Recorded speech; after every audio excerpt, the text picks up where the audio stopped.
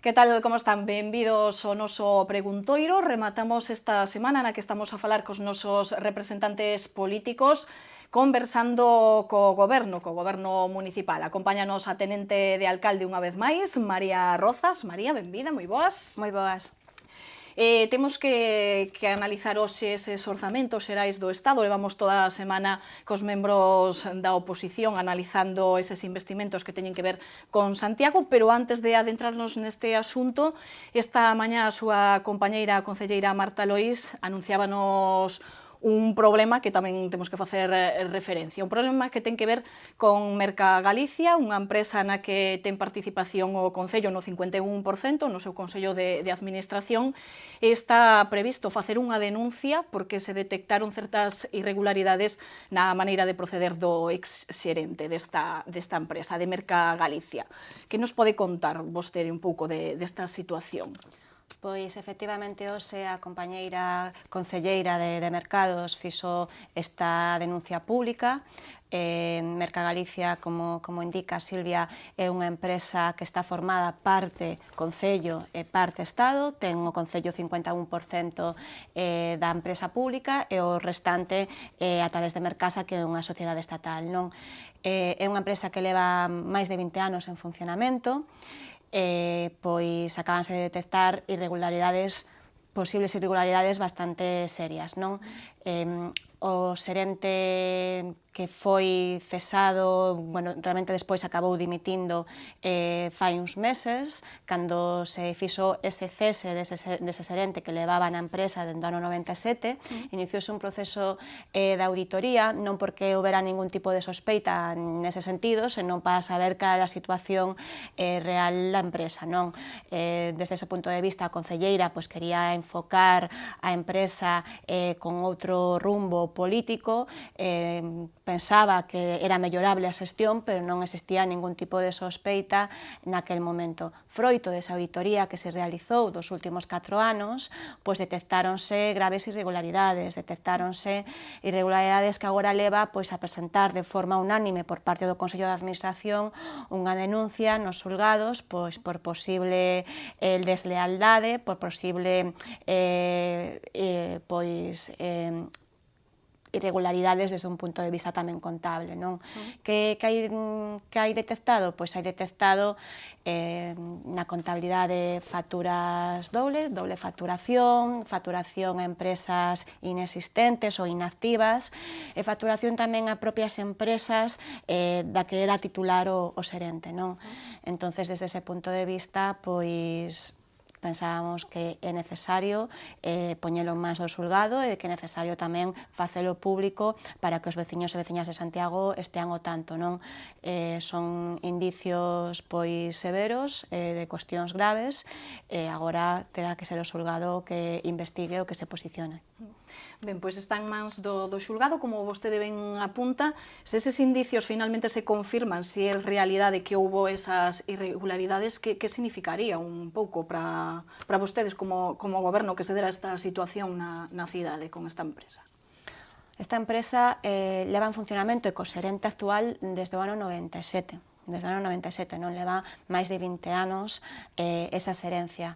Decía antes que a concelleira Marta Lois decidiu cesar un pouco polo resultado que veía da xestión, que pensaba que era mellorable, non porque tivera ningún tipo de sospeita.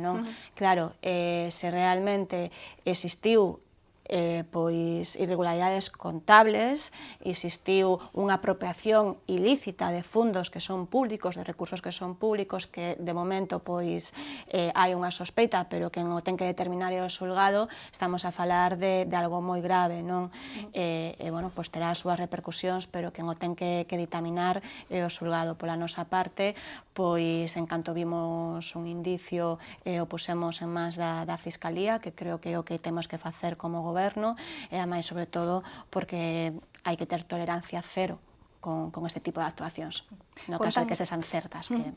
Contan co apoio da oposición neste caso, de toda a corporación. Exactamente, é unha posición unánime. O Consello de Administración está formado por 3 membros do Concello de Santiago, de diferentes partidos políticos.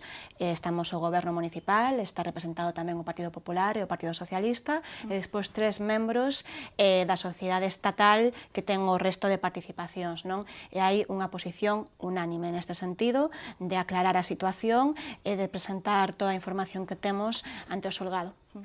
Ben, pois estaremos pendentes de como vai evolucionando este caso. Recordamos que era unha noticia que nos anunciaban por parte do Goberno esta mañá en rolda de prensa no Pazo de Raxoi, neste caso a concelleira Marta Lois. Como decimos, estaremos pendentes. Agora si imos con outros asuntos, imos analizar eses orzamentos xerais do Estado que coñecíamos o martes. Estivemos falando dos investimentos que teñen que ver con Santiago, coa oposición, cos membros da oposición. Queremos saber tamén un pouco a valoración a día de hoxe que fai o goberno local despois de que xa pasaran uns días. A verdade é que había bastante descontento con eses investimentos na nosa cidade. Podemos falar un pouco así en xeral, dar uns datos, pero o consorcio baixa esa consigna. Hai algunhas partidas de proxectos importantes que non aparecen neses orzamentos, por exemplo, para a construción da nova depuradora ou para a humanización da superficie da rotonda de Conxo, son algúns deses proxectos. Logo, si está consignados 5 millóns para o enlace orbital, 2,5 millóns para o enlace da autoestrada coa cidade da Cultura. Logo iremos concretando algúns destes puntos, pero en xeral, cal é a valoración que fai o Goberno? Pois a valoración que fai o Goberno sobre os orzamentos de Estado é que son os orzamentos impresentables. Teño que dicilo así de forma dura e clara. Son impresentables, son inaceptables e son incluso unha tomadura de pelo para os santiagueses e santiaguesas, non? E non hai outra forma de calificalos.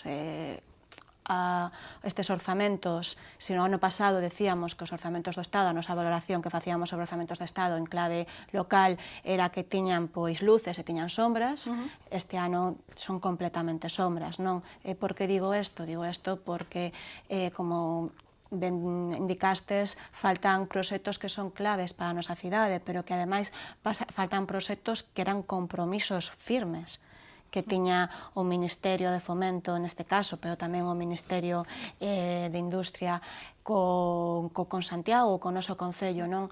Que non estean nestes orzamentos do Estado a humanización da rotonda de Conxo, pois non se pode calificar como de outra forma que non se san a tomadura de pelo, non? Fai meses a ministra naquele momento de Fomento, Ana Pastor, con Xunta, con diferentes membros do Ministerio, fixeron público cos veciños de Conxo o compromiso de facer esas obras, de financiar unha rotonda e unha humanización na zona de Conxo, non? Fixeronse público, presentouse un anteproxecto onde estaban os veciños e había un compromiso público que agora non ten o seu reflexo nos orzamentos do Estado, o sea que ademais hai un incumplimento de compromisos. Algo similar podemos falar da depuradora.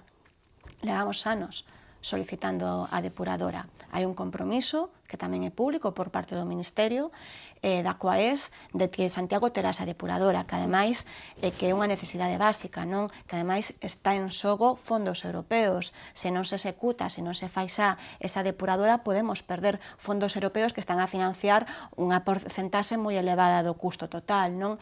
E que, por outro lado, temos a Europa que nos está a decir que estamos incumplindo toda a normativa de medio ambiente con esa depuradora, non? Actualmente a depuradora que temos só depura o 70% de Santiago. E atopamos que non hai partida para a depuradora, e que é inexplicable, e son os orzamentos inaceptables, non? Eu creo que habería que facerlles unha emenda a totalidade,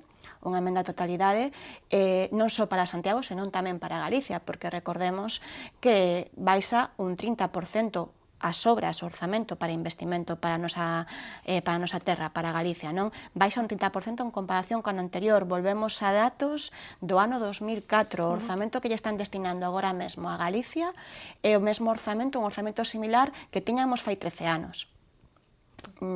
Inaceptable.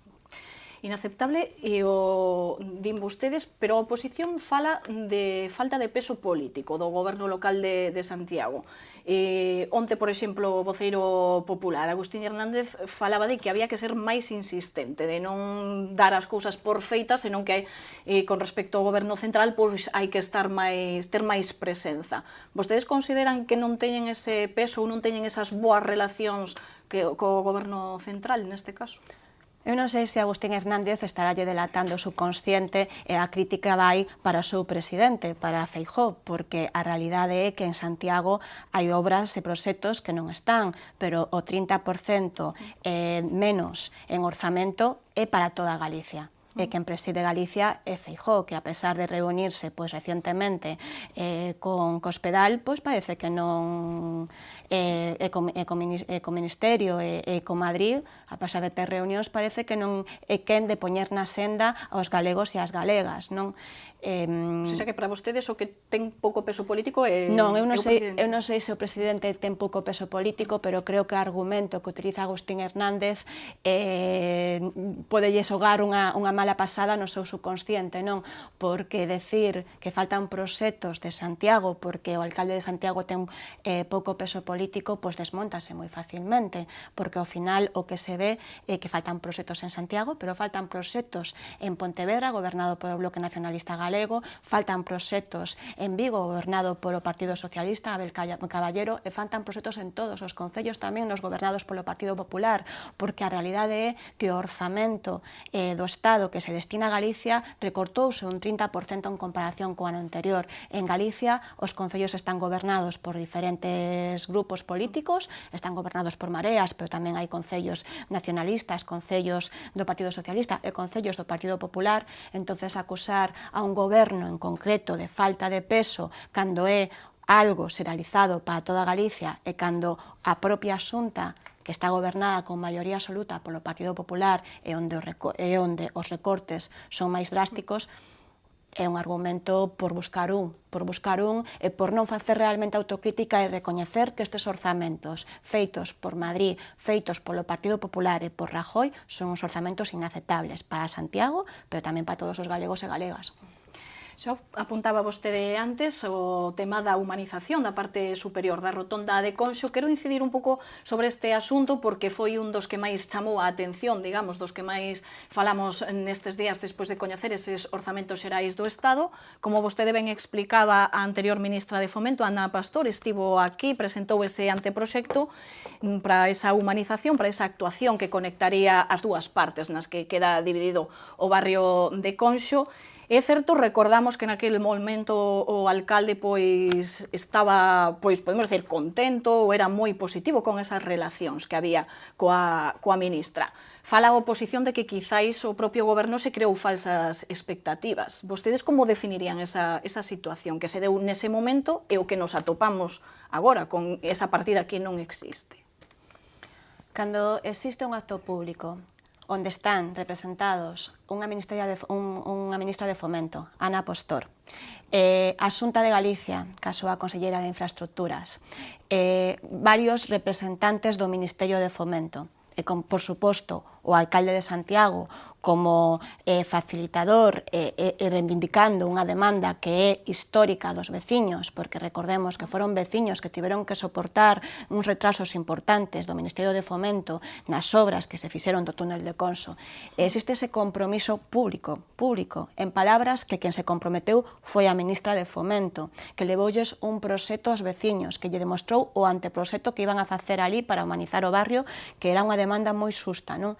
E o alcalde e ao final o que crea falsas expectativas, o que existe é xente que está intentando botarlle a culpa a outros para non responsabilizarse. Que quero dicir con isto?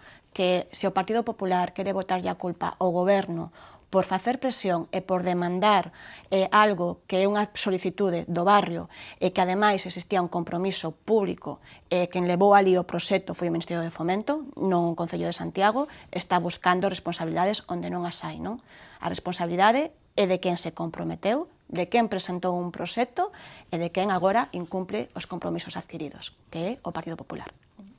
Ben, pois deixamos a rotonda de Conxo e para rematar con esta análise dos orzamentos xerais do Estado, quería eu facer fincapé no consorcio, porque o consorcio tamén baixa o seu orzamento e o certo é que estamos pendentes se neste ano se poida reunir o Real Padroado, que significaría que hai a posibilidade dun plan de investimentos especial, extraordinario, digamos, fora dese orzamento ordinario do consorcio.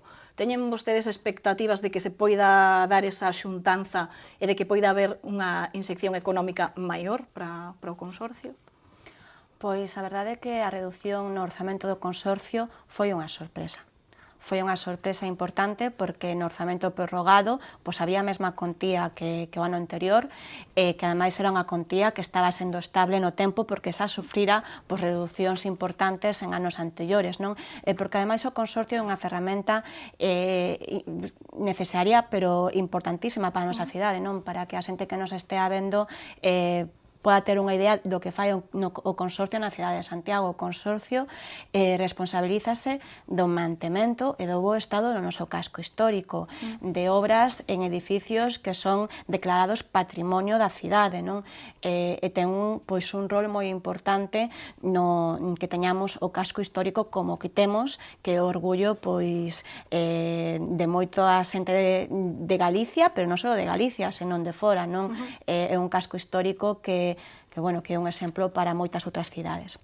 Entonces, o consorcio é unha ferramenta indispensable para a nosa cidade, que se xa recortada, cando ademais existen conversas e activouse de novo pois poñer en marcha o Real Padroado, que é unha ferramenta que levaba parada desde mediados dos anos 2000 e que levaba parada e que é unha ferramenta que ten a posibilidade de insertar cartos na cidade e facer pois investimentos e apostas en Santiago importantes como foron no seu momento o auditorio, as piscinas de Sar, pois, claro, o Goberno de Estado, a pesar de saber que está en marcha ese proceso de activar o Real Padroado e o consorcio, pois recortalle o orzamento, é outra das cousas que é inaceptable e que non sabes como fixeron estes orzamentos, que se realmente pensaron e reflexionaron ben, que creo que non, que foron uns orzamentos feitos a correr e uns orzamentos que o que transparentan é unha política de recortes cando o que nos queren contar é outra cousa. Cando nos están contando estamos recuperándonos da crise económica e a maioría das persoas dicimos onde? Porque a crise continúa nos fogares, continúa na xente, non se ve unha recuperación económica, a pesar de que nos telexornais pois o Partido Popular o repite unha e outra vez, pois se ao mesmo tempo está recortando un 30% do orzamento do Estado, non hai moita recuperación económica, non?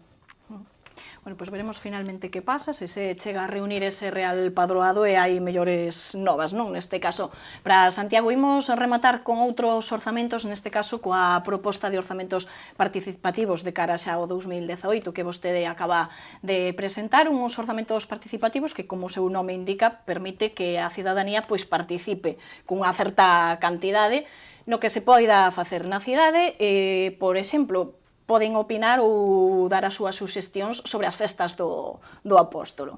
Conteme un pouquiño que expectativas teñen de cara a estes novos orzamentos participativos. Pois, a verdade é que teño que recoñecer que estou moi emocionada con este novo proceso de orzamentos participativos, non? Porque os orzamentos participativos, se xa de por sí, son unha ferramenta que teñen os veciños e veciñas de Santiago, non só para opinar, suxerir ou decidir, o sea, opinar e suxerir, senón tamén decidir, non? Teñen a capacidade de decidir en que se invisten os seus cartos. Este ano, pois evolucionamos e vamos máis alá, non? Evolucionamos no proxecto porque incrementamos a contía. O ano pasado tiñamos 1.100.000 euros que destinábamos para que a xente de Santiago decidira en que investimentos, en que actividades de mocidade se podían adicar eses recursos públicos e agora incrementamos a 1,5 millón de euros. O sea que, por un lado, incrementa esa contía, non? E dá máis marxe pois para incorporar outros proxectos. Ademais de incrementar a contía, pois tamén incrementamos e ampliamos as modalidades. Non só se vai a poder decidir que obras facer, que tamén hai 1.300.000 euros para investimentos. Ademais, continuamos coas actividades de mocidade, 100.000 euros que os mozos e mozas poden decidir en que actividades destinalos, e incorporamos pois esta novidade de que a xente poda decidir en que gastar 100.000 euros para as festas do Apóstolo do 2018. É dicir, os veciños e veciñas de Santiago pois poderán decidir se queren que veña pois unha orquesta en concreto, un concerto ou un grupo de música determinado, ou pois facer determinadas actividades artísticas. Eso vai a ser decisión dos veciños e veciñas de Santiago, e por eso decía antes ao principio que me parece un proxecto moi emocionante, non? Porque é pois continuar avanzando en que a democracia sexa unha democracia máis directa, que os veciños non só vayan cada 4 anos a votar, senón que teñan o seu protagonismo no Concello e nas decisións locais.